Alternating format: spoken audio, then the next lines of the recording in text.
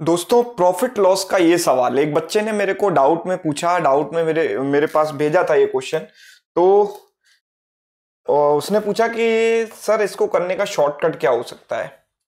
तो ये सवाल है जिसको काफी सारे जिस क्वेश्चन ने काफी सारे बच्चों को जो है परेशान कर रखा है। इसका सॉल्यूशन देखने से पहले आप लोग खुद से इसको एक बार ट्राई करें। मैं चाहूंगा कि आप वीडियो को पॉज करें और एक बार खुद से ट्राई कीजिए, right.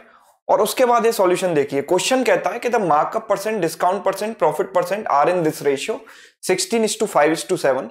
Article is marked at 288 higher than CP, then find the amount of discount given.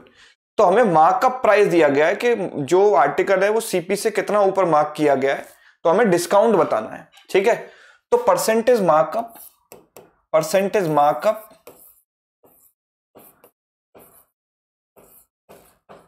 Percentage profit, percentage discount and percentage profit, इनका रेशियो मुझको यहां पर दिया गया है। रेशियो क्या है? 16:5:7। रेशियो इज 16:5:7, ठीक है। अब मेरे को यह बोला गया कि आर्टिकल को 288 रुपए ऊपर मार्क किया गया है कॉस्ट प्राइस से, कॉस्ट प्राइस से 288 रुपए ऊपर मार्क किया गया है। तो देखिए यहां पर सबसे पहली चीज आपको यह समझनी है कि ये जो परसेंटेज डिस्काउंट जो रेशियो के बीच में आ गया, इसको हम कंसीडर नहीं कर रहे हैं, राइट।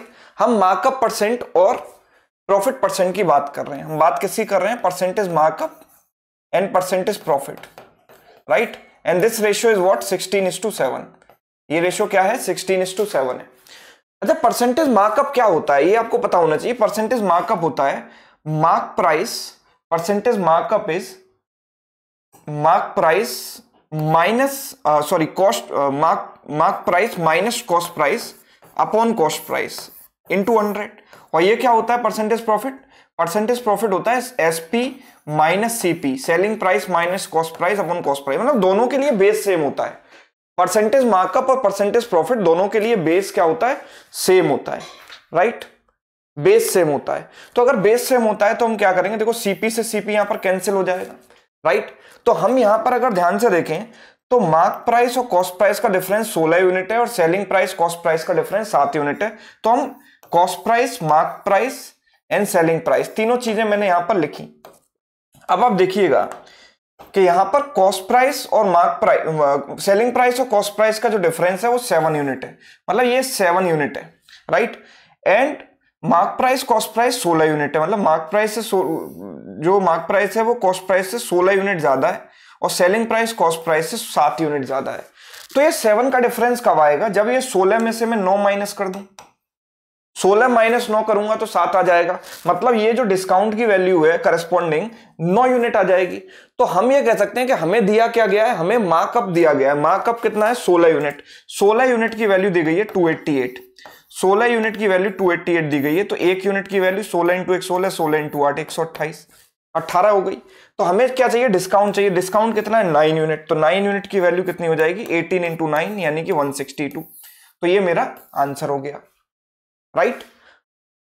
तो आपको इस टाइप के सवाल में ये जो डिस्काउंट है, इसका डिस्काउंट परसेंटेज यहां पर जो दिया गया है, इसका कोई यूज नहीं है। आप सिंपल मार्कअप परसेंट और प्रॉफिट परसेंट को लेकर यहां पर काम जो है चला सकते हैं। ओके, तो होपफुली ये जो सॉल्यूशन है इस क्वेश्चन का वो आपको समझ में आया होगा।